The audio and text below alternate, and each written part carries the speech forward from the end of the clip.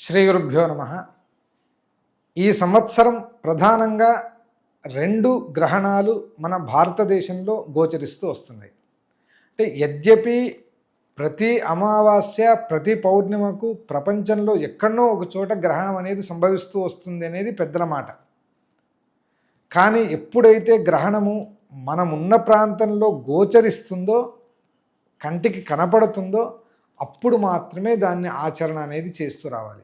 ఇప్పుడు చాలామంది అడుగుతుంటారు, అయ్యా ఇప్పుడు వచ్చే సంవత్సరం సౌత్ ఆఫ్రికాలో గ్రహణం ఉందంట కదా, అమెరికాలో గ్రహణం ఉందంట కదా, ఇక్కడ నేను హైదరాబాద్లో దాన్ని పాటించాలా అంటే, అటు ఉన్నప్పుడు ఎటువంటి పాటింపు అనేది అక్కడ లేదు. హైదరాబాదు ప్రాంతానికి గ్రహణం కనపడుతుంది అన్నప్పుడు మాత్రమే మీరు పాటిస్తూ రావాలి.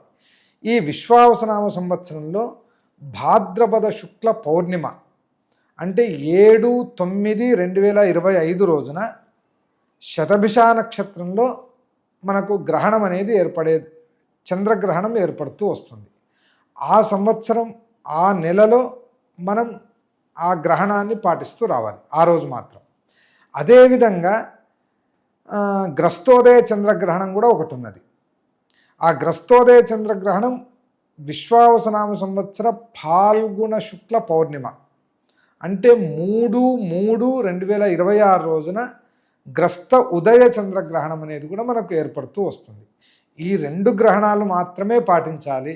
మిగిలినటువంటి గ్రహణాలు ఏమన్నా మధ్యలో కనిపిస్తున్నాయి, అమెరికాలో వచ్చినాయి, రష్యాలో వచ్చినాయంటే వాటిని మన తెలుగు రాష్ట్రాల్లో ఎక్కడ కూడా వాటి గురించి మనం పట్టించుకోవాల్సిన అవసరం లేదు.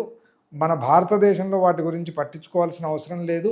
అందువలన ఈ 2 గ్రహణాలను మాత్రమే ఆ సమయంలో మనం జాగ్రత్తగా ఉండి భగవంతుని ధ్యానం చేస్తూ జపాలు, హోమాలు, తర్పణాదులు ఇవన్నీ చేసుకుంటూ ఉండడం ద్వారా మనము ఆ గ్రహణం ద్వారా మంచి ఫలితాన్ని పొందేదానికి అవకాశాలు ఉంటాయి. శ్రీ గురుభ్యో నమః.